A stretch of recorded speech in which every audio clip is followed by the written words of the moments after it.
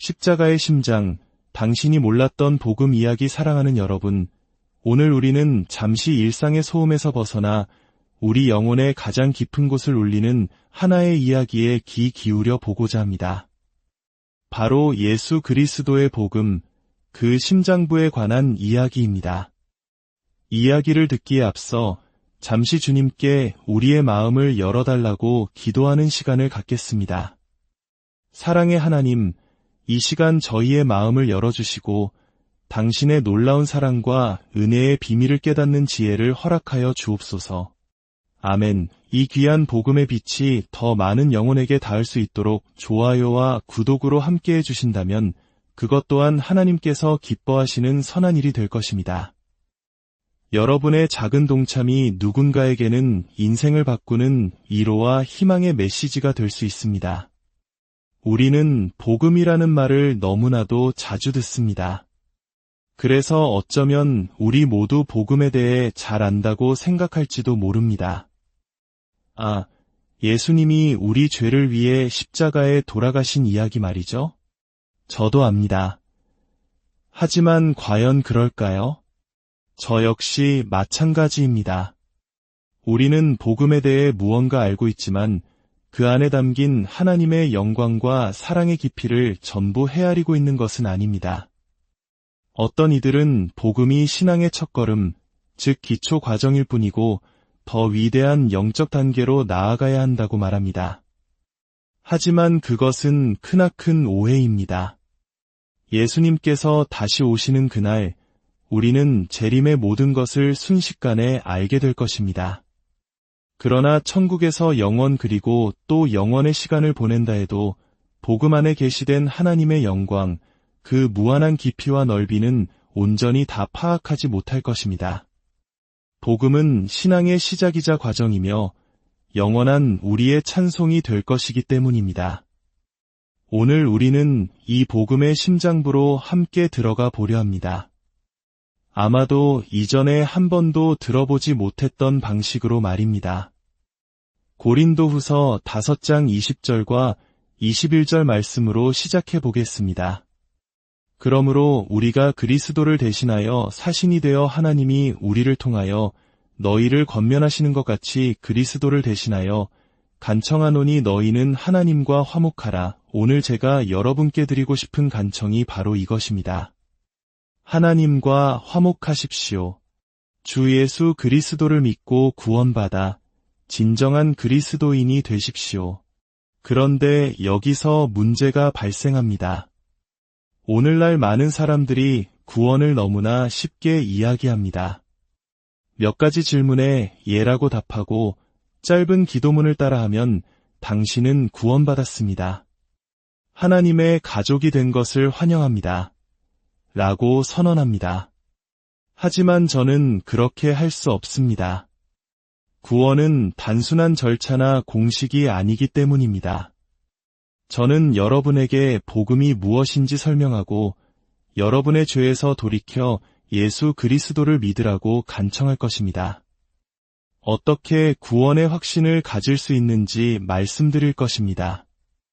하지만 당신은 구원받았다고 선언하는 것은 제가 할 수 있는 일이 아닙니다. 그것은 오직 성령님의 역사이기 때문입니다. 오히려 저는 경고할 것입니다.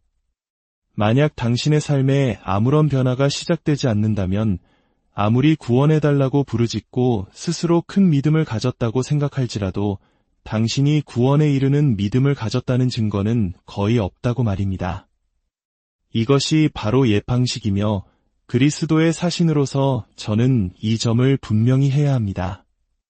이제 21절 말씀을 통해 복음의 핵심으로 들어가 보겠습니다. 하나님이 죄를 알지도 못하신 이를 우리를 대신하여 죄로 삼으신 것은 우리로 하여금 그 안에서 하나님의 의가 되게 하려 하심이라. 아마 이 구절을 수없이 들어보셨을 겁니다. 하지만 진정으로 이 말씀을 이해하고 계십니까? 먼저 앞부분을 봅시다. 하나님이 죄를 알지도 못하신 이를 우리를 대신하여 죄로 삼으셨다. 죄를 알지도 못하신 이, 바로 예수 그리스도이십니다. 예수님께서는 귀신을 쫓아내고 물 위를 걸으셨으며 바다를 잠잠케 하시고 죽은 자를 살리셨습니다. 참으로 놀라운 기적들이죠. 하지만 제가 생각하는 그리스도의 가장 경이로운 점은 바로 그분이 죄가 없으셨다는 사실입니다. 단순히 하나님의 율법을 어기지 않으셨다는 차원을 넘어 더 깊이 생각해 보십시오. 우리 인생을 통틀어 단 한순간이라도 하나님께서 마땅히 받으셔야 할 만큼 온전하게 하나님을 사랑했던 적이 있습니까? 단 한순간도 없습니다. 하지만 그리스도께서는 당신의 삶의 순간, 매일 아버지가 마땅히 사랑받으셔야 할 모습 그대로 아버지를 사랑하셨습니다. 우리가 행한 단 하나의 행동, 단 하나의 말, 단 하나의 생각조차도 온전히 하나님의 영광만을 위해 한 적은 없습니다. 그러나 그리스도의 모든 행동, 모든 말씀, 모든 생각은 완벽하게 하나님의 영광을 위한 것이었습니다. 만약 당신의 선행으로 구원받고 싶다면 태어나는 순간부터 죽는 순간까지 예수 그리스도의 삶을 모든 면에서 완벽하게 따라 해야 합니다. 불가능하다는 것을 우리는 이미 알고 있습니다. 어떤 이가 제게 가장 큰 죄가 무엇이냐고 물었을 때 저는 농담 삼아 가장 큰 계명을 어기는 것이겠지요 라고 답했습니다. 가장 큰 계명은 내 마음과 목숨과 뜻과 힘을 다하여 주 너의 하나님을 사랑하라는 것입니다. 우리는 단 한 번도 이 계명을 온전히 지키지 못했습니다. 그러나 그리스도께서는 항상 그렇게 하셨습니다. 얼마나 위대하고 장엄한 분이 이 땅을 걸으셨는지 상상해 보십시오. 그런데 성경은 하나님께서 그토록 완벽하신 분을 우리를 대신하여 죄로 삼으셨다고 말합니다. 이것은 무슨 뜻일까요? 이 부분은 신학적으로 매우 조심스럽게 다루어야 할 영역입니다. 세계 최고의 신학자들조차 이 구절을 설명할 때 말을 아끼라고 경고합니다. 너무 많이 말하지도 너무 적게 말하지도 말라고 말입니다. 예수님께서 십자가에 달리셨을 때 그분의 완벽한 본성이 더럽혀지고 부패하여 죄악으로 가득 차게 되었다는 뜻일까요? 그 위대한 존재가 도덕적으로 흉측하고 더러운 죄와 같은 존재로 변질되었다는 의미일까요? 결코 그렇지 않습니다. 십자가 위에서 단 한순간도 그분은 흠없는 하나님의 어린 양이 아닌 적이 없으셨습니다. 절대적으로 완벽하셨습니다. 그렇다면 죄로 삼으셨다는 것은 무슨 의미일까요? 그 해답은 구절의 뒷부분에 있습니다. 우리로 하여금 그 안에서 하나님의 의가 되게 하려 하심이라. 그렇다면 우리가 어떻게 하나님의 의가 됩니까? 사람이 예수 그리스도를 믿는 순간 그 사람이 갑자기 완벽하게 의로워져서 다시는 죄를 짓지 않는 존재가 된다는 뜻이 아닙니다. 이것은 법정 용어입니다. 당신이 예수 그리스도를 믿는 순간 하나님의 보좌 앞에서 당신은 법적으로 하나님과 올바른 관계에 있다고 선포된다는 의미입니다. 그리고 하나님은 당신을 단지 그렇게 선언하시는 것에서 그치지 않고 실제로 당신을 의로운 자로 대우하십니다. 그날 당신이 어떻게 살았느냐의 근거에서가 아니라 그리스도께서 이루신 완벽하고 완전한 사역의 근거에서 말입니다. 이것이야말로 얼마나 장엄한 진리입니까? 이제 이 원리를 죄를 알지도 못하신 이를 죄로 삼으셨다는 부분에 적용해 봅시다. 이것은 십자가 위에서 그리스도의 인격이나 본성이 어떤 식으로든 부패하거나 더럽혀졌다는 의미가 아닙니다. 이는 하나님의 백성들의 죄가 그리스도께 전가되었다는 의미입니다. 우리의 죄가 그분께 씌워진 것입니다. 믿는 자가 예수를 믿을 때 용서받을 뿐만 아니라 그리스도의 의가 그들에게 주어집니다. 마치 그리스도의 의의 옷을 입는 것과 같습니다. 반대로 저 십자가 나무 위에서 우리의 죄가 그리스도께 씌워졌습니다. 우리의 죄가 그분께 전가되었고 그분의 것으로 간주되었습니다. 흠없고 더럽혀지지 않았으며 티 없는 하나님의 어린 양이셨음에도 불구하고 우리의 죄가 그분 위에 놓였고 우리의 죄책감이 그분 위에 놓였습니다. 그리고 하나님 아버지는 우리를 대하셨어야 할 방식 그대로 그 아들을 대하셨습니다. 하나님은 우리를 어떻게 대하셨어야 할까요? 하나님의 진노, 그 의로운 분노가 우리의 죄악 때문에 모든 인류에게 쏟아졌어야 합니다. 그러나 우리의 죄책감이 그리스도께 전가되었고 우리가 마땅히 받아야 할 심판이 그분께 쏟아졌습니다. 그분이 짊어지신 죄책감은 우리의 것이었습니다. 전가된 죄책감이었지만 그렇다고 해서 그 고통이 줄어드는 것은 아니었습니다. 그것은 실제적인 죄책감이었습니다. 죄 속에서 태어나 평생을 죄 가운데 살며 입술이 부정한 사람을 상상해 보십시오. 그는 죄에 익숙하고 심판에 익숙하며 하나님의 찡그린 얼굴에 익숙합니다. 그럼에도 성경은 그가 죽어 하나님 앞에 설 때 그 거룩하신 하나님 앞에 서는 것이 얼마나 끔찍할 것이라고 말합니다. 그 수치심은 이루 말할 수 없을 것입니다. 이제 죄를 전혀 알지 못하시고 아버지를 단 한 번도 거역한 적이 없으시며 오직 아버지의 미소만을 알고 계셨던 거룩하고 흠없는 하나님의 아들을 상상해 보십시오.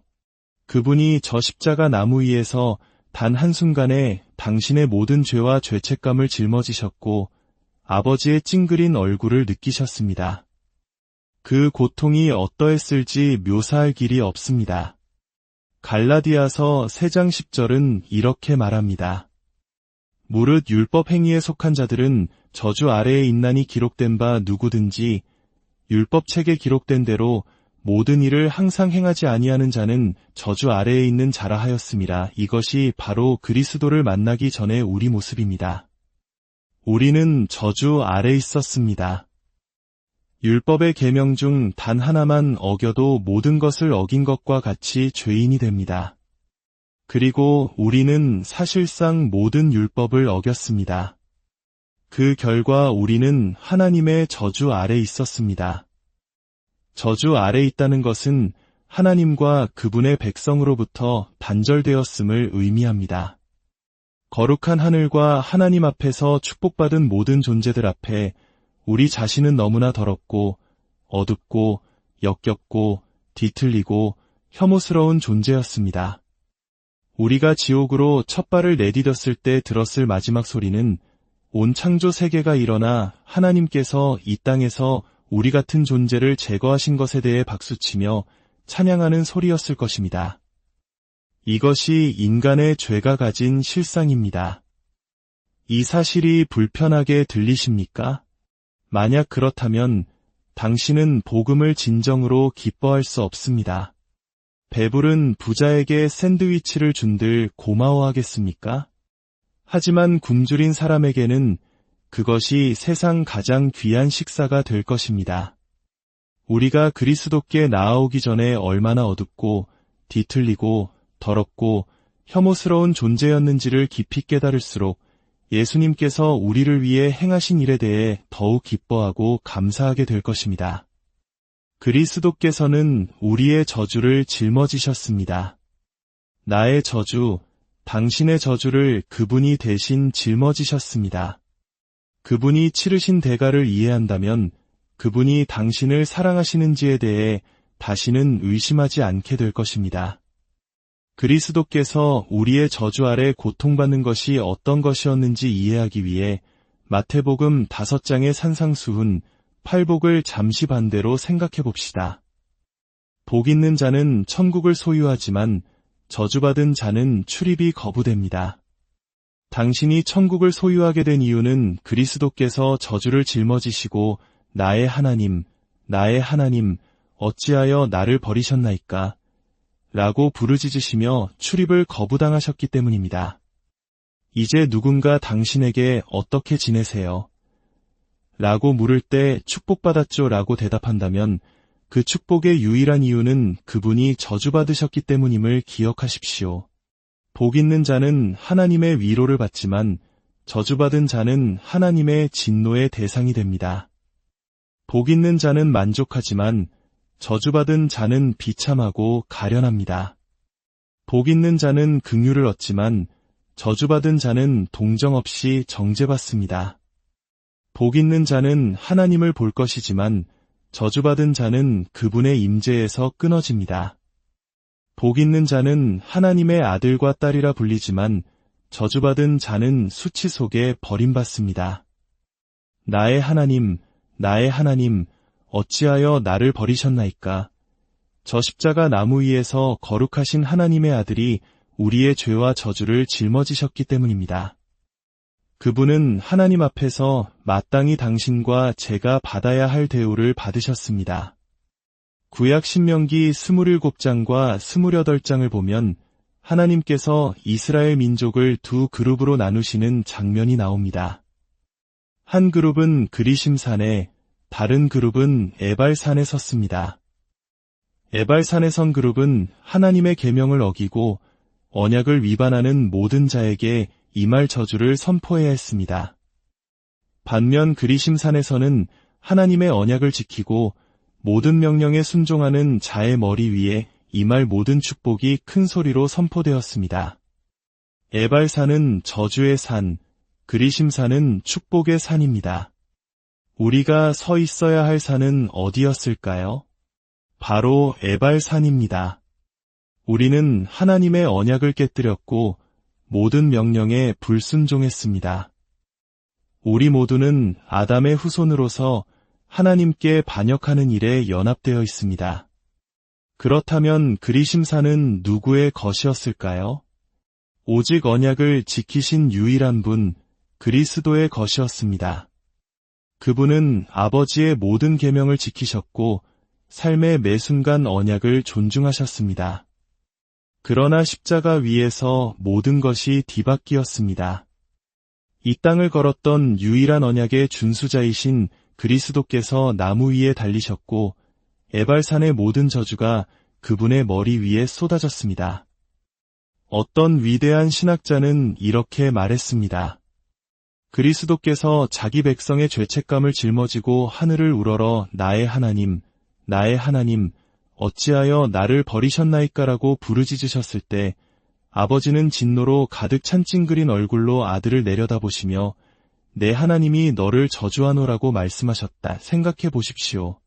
당신과 제가 영원히 저주받아야 마땅했습니다.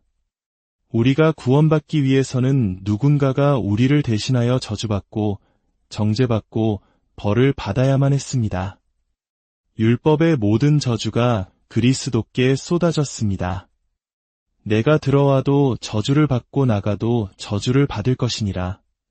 내 머리 위에 하늘은 노시 되고 내 아래의 땅은 철이 될 것이며 이 모든 저주가 내게 임하고 너를 따르고 내게 이르러 마침내 너를 멸하리니 이 모든 저주 마땅히 당신의 머리 위에 그리고 제 머리 위에 떨어졌어야 할 모든 저주가 거룩하고 보배로운 하나님의 아들 그리스도께 쏟아졌습니다. 하나님은 거룩하시고 공의로우십니다. 그분은 당신의 죄를 그냥 무시하거나 눈 감아 주실 수 없습니다. 대가가 치러져야만 합니다. 하나님의 공의가 만족되어야만 평화가 있을 수 있습니다. 그 공의를 만족시키는 유일한 방법은 죄인의 머리 위에 진노를 쏟아붓는 것입니다. 그러나 그리스도께서 죄인의 자리를 대신하여 죄인이 마땅히 받아야 할 고통을 당하셨습니다. 잠언 26장 2절은 까닭없는 저주는 이르지 아니하느니라고 말합니다. 그리스도께는 어떤 저주도 임할 수 없었습니다. 그분은 거룩하고 흠이 없으셨기 때문입니다. 그렇다면 어떻게 유일한 언약 준수자에게 저주가 임할 수 있었을까요? 저 십자가 나무 위에서 그 언약 준수자께서 당신의 죄를 짊어지셨기 때문입니다. 당신이 하나님의 의에 대항하여 저지른 모든 위반을 그분이 짊어지셨습니다. 시편 32편은 노래합니다. 허물의 사함을 받고 자신의 죄가 가려진 자는 복이 있도다. 마음에 간사함이 없고 여호와께 정죄를 당하지 아니하는 자는 복이 있도다. 그러나 십자가 위에서 그리스도께 전가된 죄는 하나님과 하늘의 군대 앞에서 완전히 드러났습니다. 그분이 짊어지신 허물은 용서받지 못했고 그분이 지고 가신 죄는 가려지지 않았습니다. 만약 사람이 죄를 정죄받지 않음으로 복되다고 한다면 그리스도께서는 우리 모두의 죄악이 그분께 떨어졌기에 측량할 수 없는 저주를 받으신 것입니다. 겟세마네 동산에서 예수님께서 이 잔을 내게서 지나가게 하옵소서라고 기도하셨을 때 그 잔에는 무엇이 들어있었을까요? 로마 군인의 채찍질이나 가시관, 십자가의 못을 두려워하신 것일까요? 결코 아닙니다. 그리스도 이후 수많은 그리스도인들이 찬송을 부르며 기쁘게 십자가형을 당했습니다. 구원의 창시자이신 그리스도께서 그들보다 못하게 로마의 십자가를 두려워하셨을까요? 그 잔은 전능하신 하나님의 진노로 가득 차 있었습니다.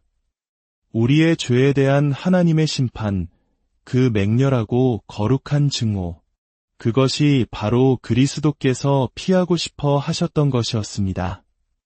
그러나 아버지께 순종하여 나의 원대로 마시옵고 아버지의 원대로 하옵소서라고 기도하셨습니다.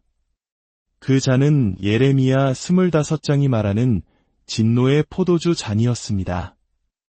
마땅히 당신과 제가 마셔야 했던 그 진노의 잔을 그분께서 우리를 대신하여 남김없이 마신 것입니다. 이것이 복음입니다.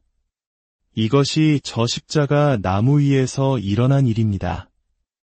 어떤 옛 청교도 신학자는 영원전 성부와 성자 사이에 있었을 법한 아름다운 대화를 상상했습니다. 아버지가 아들에게 말씀하십니다. 아들아, 여기 스스로를 완전히 망쳐버려 이제 나의 공의 앞에 놓인 가련하고 비참한 영혼들이 있구나. 공의는 그들에 대한 만족을 요구한다. 그렇지 않으면 그들을 영원한 파멸에 던져 스스로 만족할 것이다. 이 영혼들을 위해 무엇을 해야 하겠느냐? 그러자 아들이 답합니다. 오, 아버지, 그들을 향한 저의 사랑과 긍휼이 너무나 크기에 그들이 영원히 멸망하느니 차라리 제가 그들의 보증인이 되어 책임을 지겠습니다. 아버지, 그들이 당신께 빚진 모든 계산서를 가져오십시오. 제가 그들의 빚이 얼마인지 보겠습니다. 그리스도께서는 당신이 공의에 빚진 모든 것을 보셨습니다. 그분은 십자가로 맹목적으로 나아가지 않으셨습니다. 그 대가가 얼마나 클지 영원 전부터 아셨지만 여전히 그 길을 가셨습니다. 그리고 아들은 이렇게 말합니다. 모든 계산서를 가져오십시오. 그들과의 추후 정산이 없도록 말입니다. 이것이 무슨 뜻인지 아시겠습니까? 당신이 태어날 때부터 죽을 때까지의 모든 빚, 모든 죄를 가져오라는 것입니다.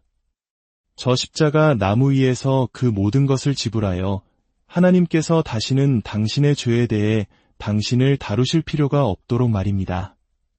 그렇습니다. 신자 여러분, 당신의 과거의 죄, 현재의 죄, 그리고 미래에 지을 죄까지 모두 지불되었습니다. 이것을 깨달은 참된 신자는 더 이상 죄를 짓고 싶어 하지 않을 것입니다. 그분의 사랑이 이와 같다면, 나를 이토록 완전히 자유롭게 하셨다면 나는 이제 그분의 것입니다. 더 이상 죄 가운데 머물고 싶지 않습니다. 라고 외치게 될 것입니다. 이것이 바로 거룩함으로 이끄는 복음의 능력입니다. 당신은 자유합니다. 죄책감으로부터 자유합니다. 그러니 언제나 그분께로 달려가십시오. 당신은 세상 누구도 알지 못하는 문, 바로 무조건적인 사랑의 문으로 들어섰습니다. 그러자 아버지가 다시 말씀하십니다. 하지만 아들아, 내가 만일 그들을 대신한다면 마지막 한 푼까지 다 갚아야 할 것을 각오해야 한다. 어떤 경감도 기대하지 마라. 내가 그들을 아낀다면 나는 너를 아끼지 않을 것이다. 상상해 보십시오. 내가 그들을 아낀다면 나는 너를 아끼지 않을 것이다. 그러자 아들이 대답합니다. 아버지, 만족합니다. 그렇게 하십시오. 모든 것을 제게 청구하십시오. 저는 그것을 다 갚을 능력이 있습니다. 비록 그것이 저를 파산시키고 저의 모든 부요함을 비울지라도 저는 기꺼이 그 일을 맡겠습니다. 구약의 가장 장엄한 이야기 중 하나를 기억하십니까? 하나님께서 아브라함에게 말씀하셨습니다. 내 아들, 내 사랑하는 독자 이삭을 데리고 모리아 땅으로 가서 내가 내게 일러준 한 산 거기서 그를 번제로 드리라. 내 아들, 내 사랑하는 독자, 이 말씀 속에서 이삭보다 더 위대한 희생을 예고하는 음성을 듣지 않으십니까? 아브라함은 순종하여 아들을 제단에 눕히고 칼을 들어 내리치려 합니다. 바로 그 순간 하늘에서 음성이 들립니다. 아브라함아, 아브라함아, 그 아이에게 내 손을 대지 말라. 내가 내 아들 내 독자까지도 내게 아끼지 아니하였으니 내가 이제야 내가 하나님을 경외하는 주를 아노라. 아브라함은 눈을 들어 수풀에 걸린 순양을 발견하고 그곳의 이름을 여호와 이레라 하였습니다. 주께서 준비하신다는 뜻입니다. 우리는 이 이야기의 결말에 안도합니다. 아이가 살았구나. 하지만 이것은 끝이 아니었습니다. 막간이었을 뿐입니다. 그리고 다시 막이 오르자 어두운 무대 위 희미한 빛 아래 잔인한 십자가가 보입니다.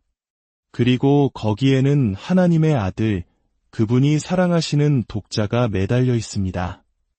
하나님께서 아브라함에게 그 아이에게 손을 대지 말라고 말씀하실 수 있었던 것은 먼 훗날 그리스도께서 십자가에 달리셨을 때 하나님 아버지께서 친히 아브라함의 손에서 칼을 받아 드셨기 때문입니다. 그리고 그리스도께서 나의 하나님, 어찌하여 나를 버리셨나이까? 라고 부르짖으셨을 때 그분은 그 칼을 자신의 독생자의 심장에 곧바로 꽂으셨습니다. 이사야 신세장 10절은 여호와께서 그에게 상함을 받게 하시기를 원하사 라고 기록합니다. 하나님께서 당신의 아들이 으깨어지는 것을 기뻐하셨다는 것입니다. 왜일까요? 당신을 사랑하셨기 때문입니다. 당신을 구원하시기 위해서였습니다. 이 설교의 목적은 당신이 세상에서 더 나은 삶을 살게 하는 것이 아닙니다. 이 설교의 유일한 목적은 당신이 하나님과 화목하고 이 세상을 배설물처럼 여기고 온 마음과 영혼과 뜻과 힘을 다해 그리스도를 따를 만큼 그분을 사랑하게 되는 것입니다. 그리고 그 동기는 죄책감이나 율법이 아닙니다. 바로 이것입니다. 그분께서 당신의 영혼을 위해 자신의 피를 흘리셨다는 사실. 당신은 지금 있는 모습 그대로 완전하고 완벽하게 사랑받고 있습니다. 그리스도를 안다면 당신은 영혼 속에서 사랑받을 것보다 단 1mm도 더 사랑받기 위해 움직일 필요가 없습니다. 당신은 이미 사랑받고 있습니다. 당신은 죄책감으로부터 자유합니다. 그리스도께서 모든 것을 지불하셨습니다. 이제 그 자유 안에서 걸으십시오. 더 이상 두려워하지 말고 기뻐하십시오. 당신에게 필요한 것은 그리스도입니다. 그분을 소유했다면 당신은 모든 것을 가진 것입니다. 죄에서 돌이켜 그리스도를 믿으십시오.